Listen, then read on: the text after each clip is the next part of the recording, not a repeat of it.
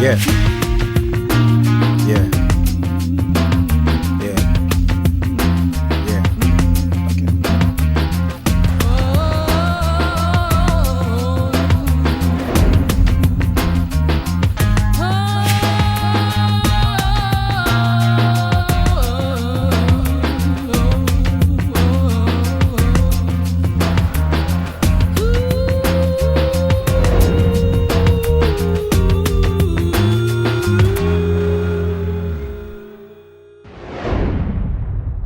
Hello and welcome to Afrospace with me, Adetunji Omotola. Afrospace is an online weekly program on YouTube, and we look at issues around politics, economics, lifestyle, and much, much more. Joining me today on our platform is Adaora Nena Elonu, who is the captain. Adaora is the captain or Captain Fantastic of the Nigerian national women's basketball team, otherwise known as the Tigress. Adaora is joining me from Orenburg in Russia, and Adaora has captained the team twice to victory in the Afrobasket championships, and the team has won gold 3 times in a row, and in 2015 they also won bronze. Thank you for coming to Afrospace, Adaora. Thank you. Thanks for having me. Hello, everyone. You're very welcome.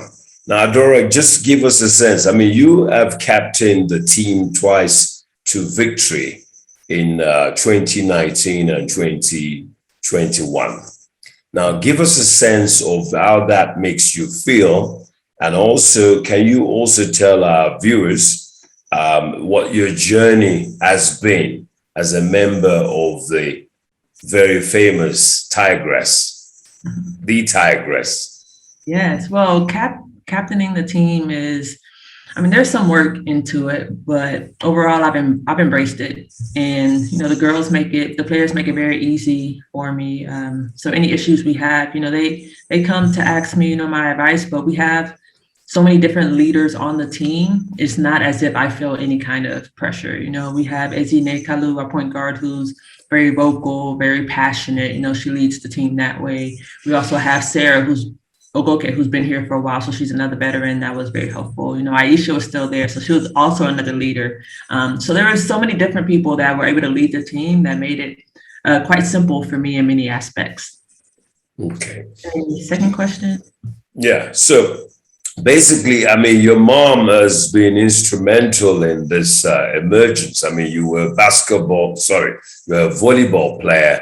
And then your mom gave you an ultimatum that if you're going to play volleyball, then you got to play basketball. Yeah. So, and then you had to switch. How was that for you? I know that I read that you were being obedient, but I'm sure it wouldn't have been straightforward. Yeah, at the time, I just didn't understand why I had to play summer basketball. There was a summer basketball coach. Well, one of my teammates, she played summer basketball, formerly known as AAU. And the coach was interested in me playing and joining the team in the summer. And at the time, I just wasn't interested. I didn't know why I had to do that. I don't know how my mom caught wind that I really liked volleyball. I enjoyed it. Basketball as well, but volleyball, was very fun. So she, gave me the ultimatum. If I don't join the summer basketball team, then I wouldn't be able to play volleyball the upcoming year for middle school. I wasn't into volleyball crazy. Like, I wasn't asking to play on any select team, but for some reason she pinpointed that. And, I guess, it's true what they say, parents, they just have this kind of intuition, and in the long run it worked out. But yeah, that word that you used, obedient, it was kind of, I guess you can say that, but I really didn't have a choice. So okay. Take it or live it. Yeah. So I joined it. I mean, it was one of the best decisions my mom has ever made for me. So it's allowed me to be here. I don't know how my life would have turned out if I turned that down, but it definitely gave me so many different opportunities for me to even be here right here speaking to you today. Okay. And curiously, I'm sure you would have found that there's someone who is a volleyball star, also Nigerian, but similar surnames almost. She's Paola Egon, and she's Italian, and she played for the Italian team at the Olympics, and she's very, very good. So at least we got a Elonu in basketball, and then you got Egonu in volleyball. So at least, so I'm sure your mom will be happy that there's an Egonu in volleyball. So you must tell I'm her. sure. Yeah. I'm sure. I'll let her know, see if she knows about that. Yeah, I'm sure you can share that with her. I'll send you the video. She's an amazing lady as well. Yes, please. Very tall. Yeah. Now, in terms of your early career, your start, I know that you played in college, and then you try to make the draft in 2012 because you won the NCAA championship for Texas A&M, and then you didn't make the draft. How did you feel about this, and how were you able to bounce back so quickly given that disappointment? Because I read somewhere that you were really waiting for the peak, you were really hopeful. How did you bounce back? Yes. So I was very hopeful just because, they kind of do their homework beforehand, like the draft, they have different predictions. And I had a few people contact me asking, because my plan initially after school was to go to medical school. And so that was out there, coaches knew that. So I had a few coaches or scouts ask me, what was my plan? Would I be interested in going to the WNBA, or was I going to medical school right after? So, that gave me an idea that maybe, like my name is in the discussion to be drafted. So draft day, I remember just being in a study place. I was studying, I was in school was still going on. I was studying, but I was mindful that the draft was still going on. So I would check in every once in a while, distracting myself, but trying to distract myself with studying, but still paying attention to what was happening. But towards the end, when I realized I wasn't drafted, I was disappointed, but it wasn't something that was super life altering. It was just disappointing because I felt like I had a good chance to get drafted, but I did not. And then immediately after that, the draft didn't happen. They signed people to training camp, but I signed with the agent soon after. And I think I was signed a month or two later. So there wasn't a lot of dwelling, it was, okay, I signed with the agent, I'm going to go play overseas. And I knew about that route because my older brother, he was playing in France at the time, Elonu. So I knew that was another option, another route to be a professional. So it was disappointing, but it wasn't something that, held me down or I was super sad about. It was just one of those things where you knew you had the opportunity to, but you weren't selected. So let's move on. What's the next step? So your Nigerianness came out. You had options all over the show, basically. Of course. Listen, it's in my blood. Interesting. And also, because you also grew up in Houston, there's a lot of successful Nigerians in Houston. Yeah, that's mini Nigeria. It's what it is. Yeah. So they would have increased your options because of where you were as well. So that's interesting. Yeah. Now, you've practically played in Spain for most of your career. Your career, it's not like it's 20 years, but you played a lot there. And even you've won the Spanish Cup MVP, the Copa del Rey, and the Super Cup. How has playing in the Spanish League been for you? Do you speak Spanish? How has it been? What's the story yo hablo there? español. No es perfecto, but está bien.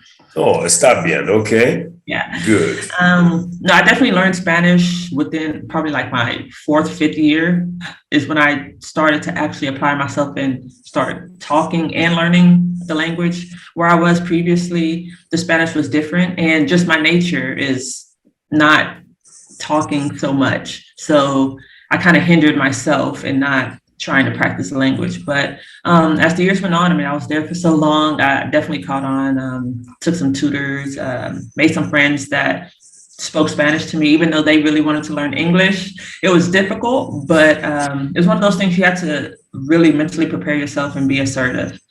So yeah, I learned a little bit along the lines. Okay. So you can say, how do they say this? You can say things like, you can write Spanish, basically. You can write it. Yeah, I would say I'm more comfortable writing or reading. For sure. Reading. Speaking is more so who I'm comfortable with, or if I don't really know the person, I can speak a lot more. So. Okay, interesting. Okay, now, when did you take the decision to play for Nigeria? Did you envisage that the team will be so dominant in Africa in the way it has at the outset?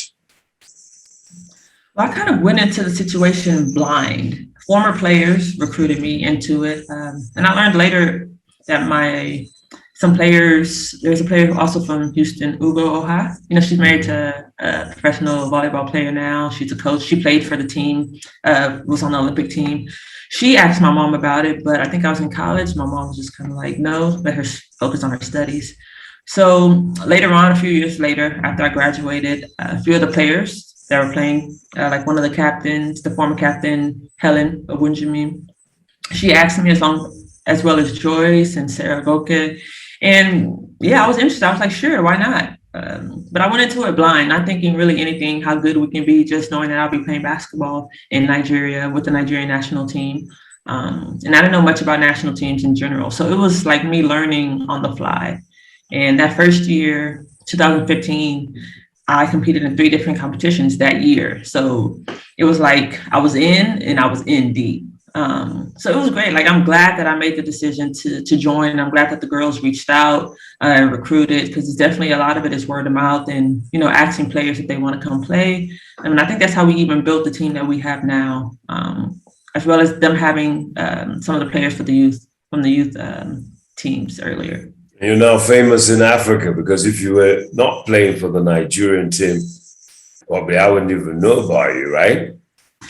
Actually, you don't know. You don't know that. Maybe you would have known about me from some organization that I would have had in Nigeria. We never know. Okay, I suppose. But at least now you're a famous African sports star. Yes, because what happens is, African competitions, especially like basketball, we don't get to hear.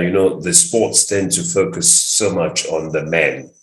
So we don't really get to hear anything about what the women are doing, except for I think the Nigerian football team is very popular because the Falcons, they win a lot of competitions. But it's good that you came to play for Nigeria, because we're more excited about the fact that you're playing for Nigeria than, your career, your day job, like the way that people like Ronaldo and Messi, if they don't play for their country, it's great, but people are happier when they see them playing in the World Cup and scoring for country. So thank you for doing that. So you indicated, this one really got me. You indicated in another interview that you're a foodie.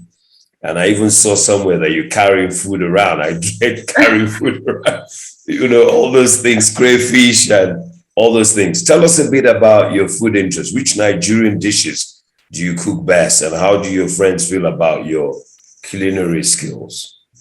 I'm sure I'm not gonna say I'm the best cook, but I definitely bring food wherever I go. Nigerian food specifically, wherever I go. So the one that I would say I cook best is probably beans and plantain. Oh, okay. And then I'll go with beans and plantain. Okay. Yes. That's a good delicacy. That's very rare. You wouldn't find plantain in Orenburg. Exactly, I know. And that was, when I realized that, it was devastating. It was tough. Yeah, I need to find a way to change that. I'm thinking of ways, because I don't think I can survive without it for 8 months. It's not possible. Yeah, you have to reach out to the Nigerian community so they will be able to find the embassy. plantain. I'm going to call them up. I know they have some. The embassy, the embassy is always a good point. They will always they'll know where the plantain carriers are resided. Exactly. Yeah, it's in my mind already. I'm already thinking about it. Okay. So and your friends, do they enjoy your food? I mean, you've cooked for people, Nigerian food, and do they enjoy it, or what do they think? For some of my teammates, for sure. Now the spice level, I'm not a super fan of a lot of spice, but I definitely know it's necessary. And my parents, my family, they love the spice. So when I'm cooking for them, I add the spice. But when I'm in Spain, they prefer not a lot of spicy foods. So I have to switch it up. But the last time, when I made jollof, when I made meat pie, they enjoyed those two very much. I wanted to keep it basic, not make any eba and egusi. I didn't think that they would enjoy that too much, and I didn't want to waste anything. But the jollof and the meat pie, they enjoyed They that. liked it. Okay. Yeah. And jollof is universal. Everybody likes Yeah. jollof. Yeah. Interesting. Okay. Now, so your team is quite interesting that almost all your teammates, bar Musa Majanatu, are playing for France or in France and Spain and Italy and the US. What do you think needs to be done to improve the quality of the game back home in Nigeria to get it to that competition level at the highest level, like the way you were mixing it with the USA in the Olympics? What do you think needs to be done? It needs to be done within the Nigerian league. Yes, the Nigerian league. Play outside. Just investment in developing the players there. That's where you have to start. It's not going to happen overnight, but definitely investing in the players, investing in the people there, the sponsors, the coaches, even. I think it's the root where you have to start. And that's the only way that the league would be strong. The players would feel confident and comfortable in playing and performing. Because without that, if they don't feel like you have confidence in them or you're investing in their development as players, it's not going to be very productive. So do you think that with your success, back-to-back success on the Afrobasket, I know that it's a team game.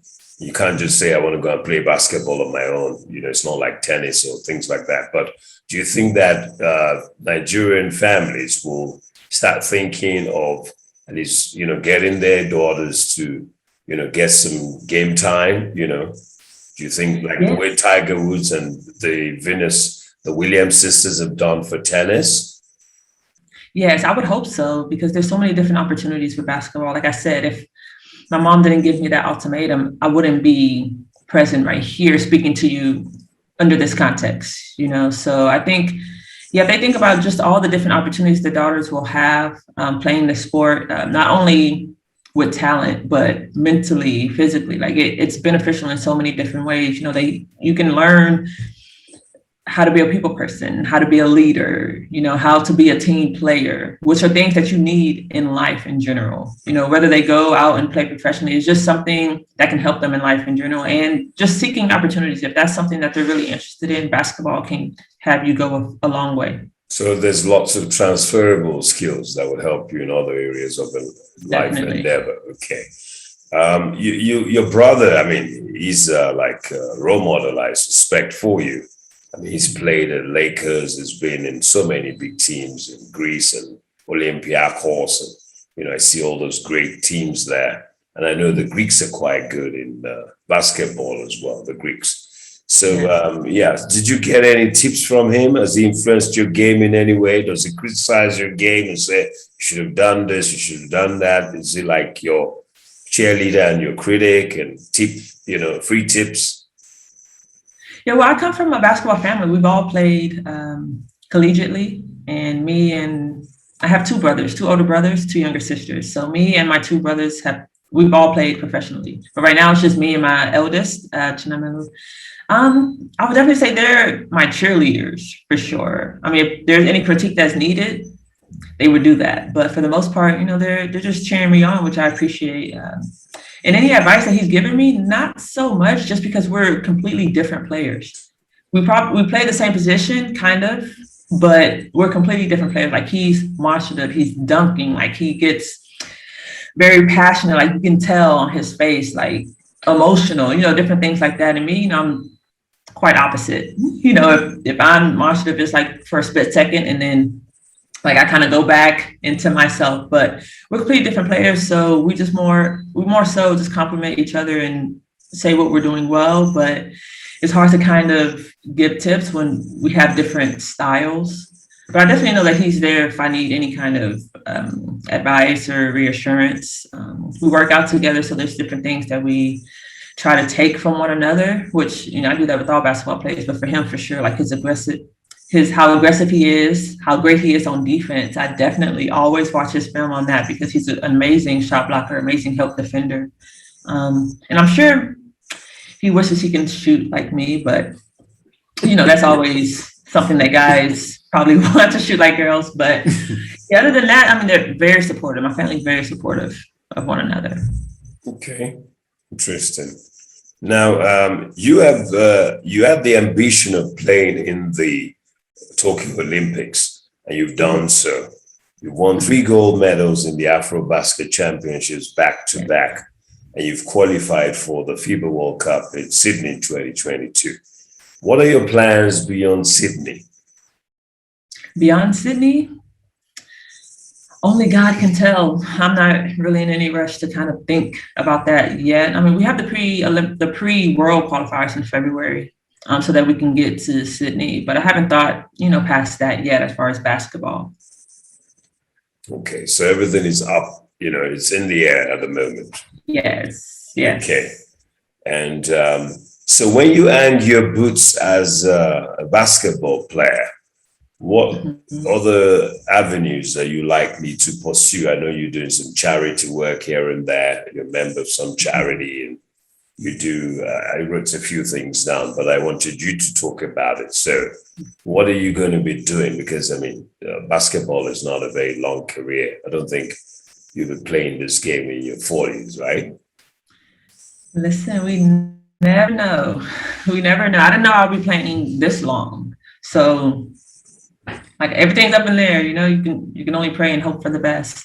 My family is involved in one charity, Hope for Us charity, which is mainly focused in Africa. They help with education, health, different kind of things just to help the community, whichever country is needed in the continent. So that's one thing, I would like to focus a lot more on while I'm playing, and also while I was in school, I wasn't able to do as much as I wanted, but I could just give little advices here and there. So I would like to help more with that. Also have my own nonprofit organization dealing with basketball, health, education as well, mixing that all in. And I've been in school for healthcare administration. So down the line, I would like to go into that, manage a health clinic, but just having that knowledge is very instrumental. It's just very instrumental to know, different health education just to help different people in different cultures, everywhere. And what else? Of course, helping with Nigeria basketball, I think is very important. The development, like I said earlier, the investment in the development is very important. And we're not going to be playing forever, kind of like you mentioned. So we need the youth. Youth is very important, and to pay attention and to focus on them, because they're going to be the leaders sooner or later. So I would like to give back in that aspect. Okay, what about on the family side? No plans for settling down and starting? If they say when sports stars, when they hang their boots, sometimes what they do, they start having kids and stuff. Is that? Yeah, that's definitely something that can happen. I can't say, okay, this is when it's going to happen, but that's when it happens, it happens. It doesn't have to be after I finish, that can happen. So there's a Prince Harry. There's a Prince Harry somewhere in the corner somewhere. Prince Harry. let's say, or yeah. Prince Chinedu or something. Chinedu, that's a very nice name. Yes, it's powerful. Very nice name, yeah. So okay. Yeah. Okay, so I wish you all the best with your future plans. I wish you all the best with Sydney, Down Under. Should be interesting because that's a beautiful city. Yeah. I think it's a lot more beautiful than Yaoundé. I was actually thinking, what do they do in Yaoundé? Then you told me, they still have the COVID protocol, so we couldn't do much except for when we were able to go out to the market. But just being in an environment so close to Nigeria, and it's like the sister country, brother country of Nigeria. So just being there, you feel at home. So for us, for a moment, it was enough just to be back in Africa. And was the food? Was it agreeable, or were you having continental food, or were you having local food? I know they've got quite a broad range of food in Cameroon. The food was, they have a different, with the French language, they kind of is more leaning towards more like French dishes, different. It wasn't necessarily Nigerian, but they had fried plantain. So they had different things that we were used to. So it was wonderful. And then the embassy hosted us. So we We had Nigerian food there. It was great. The food, there was no problem with that. Yeah. Okay, fantastic. So you had a good time in Yaoundé because we only saw the scoreboard. We didn't see Right. what was happening behind the scenes. Yeah. Yeah, we were kind of quarantined. It was hotel, gym. So it was still safety measures out. Now, while I've got you here, there's just two matches that I thought you should just share with our viewers. The USA match in Tokyo, which was your first match, very difficult match, very close match. And there was one point where they ran away with about 25 points in a row, and then you guys scored 12 points. And also the final of the Mali game of the Afrobasket, where you one quarter you dominate, the next one was close, they won. The third quarter, I think you dominated. And then the last one, I think they tried to pick up, but the gap was about 20 points at one point. Can you just give us a sense of what happened in those two games? What were your emotions like? Because they were tough games, as you could see, USA and the final. Yes, the USA game, our first Olympic game was, it was tough. I mean, they're USA and they're used to us. We're used to them. I think they used their power. They use their experience, and we just continue to fight. It's what we do best. The Tigers we have that fighting mentality that never give up. And I think that's what we showed, especially in the second half, the last quarter, where we dug deep and we closed the gap significantly, where we put a little pressure on them, like, okay, we have to, maintain this lead. I think it was a good game for us in the second half. Definitely. But it was like a welcome to the Olympics for all of us, which was our first time, except for Aisha. But I'm sure we'll see USA again. We always do. And we'll welcome them. And for the Mali game, the championship game, I mean, those girls, those players, they're fighters as well. African basketball, you don't give up. And so that's what they showed. I think we showed our dominance in the first quarter. We showed what we were about. We let off in the second, picked it back up in the third, and let off again. But it's a championship game. What can you expect from both teams but to play hard and compete and win? And I think they put up a tough fight. They did very, very well, making it to the finals. Like, they're a great team. I think people kind of underestimated them just because they had a lot of youth, but they also have a lot of experienced players. And they played very well. I think we played okay, but it's the finals. We won. So, we weren't really thinking about that at the time. We won the game, celebration, three-peat, enjoy. Oh, yeah, and also you got MVP and average 10.4 points per game, and you're now going to Sydney, you're a champion, and yeah, you're in Russia chilling after an African jungle fight. It was a dream we jungle. still have to qualify for the World Cup. So in February, there's a pre-qualifier. We still have to qualify. Oh, really? I thought it was automatic. It's not automatic. So us and Mali, we'll both go to the pre-World Cup qualifiers in February. They'll do the draw in November sometime. So where's that going to be? We're not sure. In November, they'll do the draw and they'll organize the groups and the locations. But it's not going to be in Africa, right? It's doubtful, but it could be. Senegal has a great facility. Cameroon, their facility is nice as well. Kigali, they have a great one. Angola, there's numerous countries that have. Okay, they're stepping up. Mm-hmm. Okay, exactly. Fantastic. Okay, Adaora, Nina, Elonu, thank you very much for coming to Afrospace. We wish you all the best in Russia. We hope you find your plantain. We hope your Russian improves, And we say hello to mommy and daddy, Uncle Doze and Auntie Amaka. And Chinemelu and your other sisters, Akuna. And we look to see you again on the court soon, leading those ladies like Mandela. Lead like Mandela. Like champions, yeah. Yeah, you did great. Thank you so much. So from me, Adetunji, from Afrospace, I'll say Odabo, say Gobe. Okay, Kachipo, Jisike. It began in Africa. Yeah. We are controlling transmission. Yeah. Yeah. How do you say? Yeah. Yeah.